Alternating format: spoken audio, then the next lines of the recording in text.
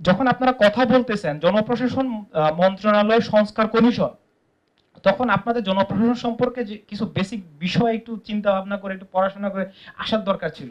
সেই জায়গা থেকে আপনারা মানে একটু ঘাটতি দেখা গেছে। কি ঘাটতি মনে হচ্ছে আপনার?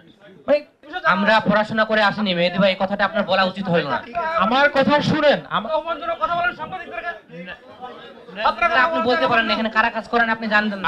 আপনি কথা বলা তো মাত্র শুরু করেছিলাম, আপনার কয়টা কথা বলার সুযোগ দেওয়া হয়েছে? আপনার চেয়ারম্যান যে আমাকে থামিয়ে দিল। আপনি আগে তো বিতর্ক জড়াই গেছেন, আপনি কি জানেন? আপনার এই রাখেন চুপ। আমার বাচ্চা আমার ছেলে বয়স তার চেয়ে বড়। আমার ছেলে বয়স আমার চেয়ে বড়। ছাত্রা কথা। Let me finish my sentence please. Okay, হ্যাঁ আপনারা শুনেন, আপনারা বলে শেষ করে দেন, ওনার শুনতে চান না। আপনারা বলে শেষ করে দেন। শুনেন প্লিজ লিসেন টু মি। সেটা হলো যে you are trying to accuse a person, a very young person who is still a student. তার সার্বিক পরিস্থিতি জানা সম্ভব না, কিন্তু সে জেল খেটেছে, জেল থেকে বের হয়ে আসছে এবং এই আন্দোলন করেছে। আন্দোলন তো আপনারা এখানে যারা আমরা কেউ করি নাই।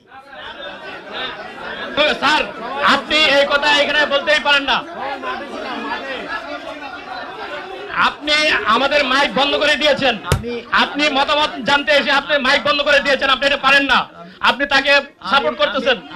আমাদের কথা কেন সাপোর্ট করবেন না? আমরা আন্দোলন করি নাই। কথাটা শুনেন। আমরা স্যার চারটা হয়েছি স্যার। আমার ডিজিএফআই এনএসআই করতে কি আপনি বাসায় ঘুমাতে পারেন না স্যার? না আমার কথাটা শুনেন প্লিজ।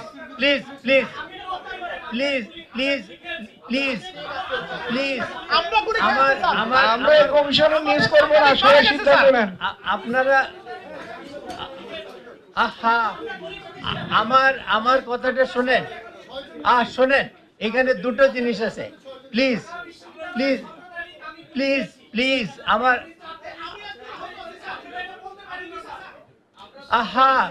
আপনারা শোনেন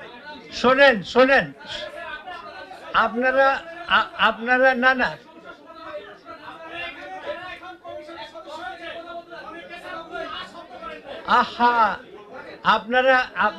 আপনারা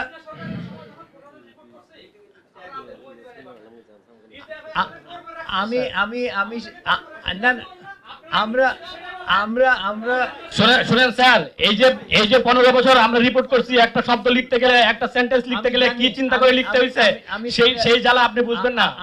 সেই জ্বালা আপনি বুঝবেন না, কারণ আপনি বিমানের চেয়ারম্যান, এখানে কমিশনের চাকরি চলে গেলে বিমানের চেয়ারম্যানের চাকরি থাকবে। আপনি উপদেষ্টা ছিলেন, কিন্তু এইভাবে যেভাবে আপনি ফ্ল্যাট ভাবে কথা বলছেন খুবই লজ্জাজনক, সাংবাদিকতা এবং গণমাধ্যমের জন্য দুঃখজনক। না আমি কোনো চাকরি করি না।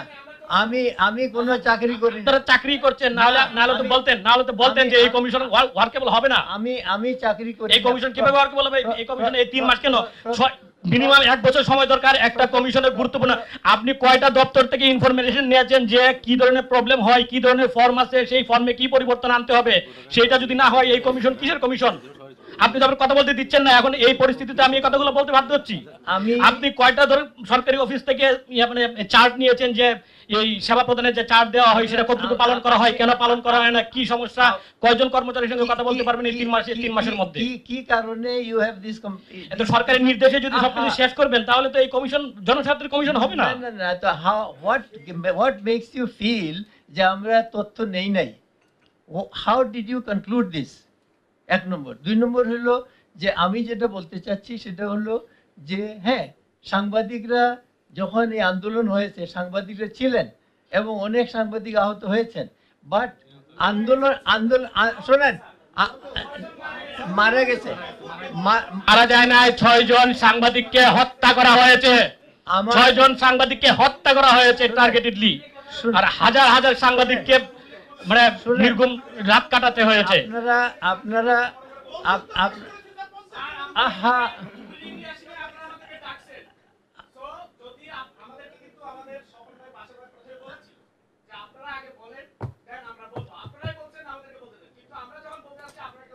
না শুনতে যাই না। শুনেন নাই তো? কথা বলার পরিপ্রেক্ষিতে আপনারা একবার 1 মিনিট কথার পরিপ্রেক্ষিতে 3 মিনিট রিপ্লাই দিয়েছেন। না আচ্ছা ঠিক আছে, that is your view, perfectly alright, that's perfectly alright. কিন্তু কথাটা হলো আমরা আমাদের সঙ্গে একজন ছাত্র প্রতিনিধি আছে যে ওই সরকার দিয়েছে এবং প্রত্যেক কমিশনে একজন করে ছাত্র প্রতিনিধি দিয়েছে। সেইটা আমরা যদি না শুনবার জন্য হতো তাহলে আপনাদেরকে এই যে এতক্ষণ আপনার কথা বললাম, আপনারা যখন কোনো একটা ইস্যু রেজ করেন তখন তো সেটা বলতেই হবে। সেই জন্য আমরা কোনটা যেটা বলছেন সাংবাদিকদের আন্দোলন অবদানে তারা জেল কাটছে, আমরা মাঠে কি করছি সেটা গুগলে সার্চ দিয়ে দেখেন।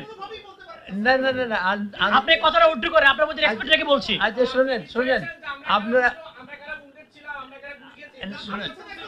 স্যার বলেছে তাহলে আপনারা এই কথাটা উল্টো করে নেন। আন্দোলন করেছে, আপনারা করেন না, এই কথা বলেন নাই। না এটা বলছে, এটা সরাসরি বলছে যে আমাদের সে জেল কাটছে, আমাদের কি অবদান ছিল।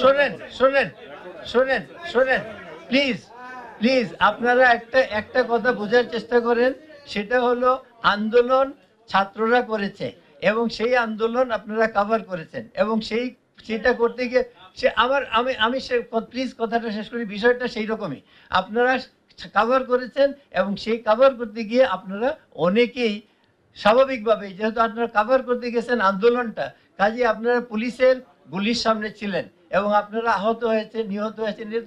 এটা আপনি মিসইন্টারপ্রিটেশন স্যার, এটা আপনি মিসইন্টারপ্রিটেশন, সাংবাদিকদের সম্পর্কে আপনার কোনো জ্ঞান নাই স্যার। ধরে নিয়ে যায় কারণ আপনি সাংবাদিকদের গাড়ি দাঁড়ান একটু কথা হয়েছে, একটু কথা বলা সেভ করেছি যখন গণস্বাস্থ্যে স্যার একটা বিষয় হলো যে আপনি অনেকক্ষণ কথা বললেন, আমি একটু শুরুতে কি করে বললেন?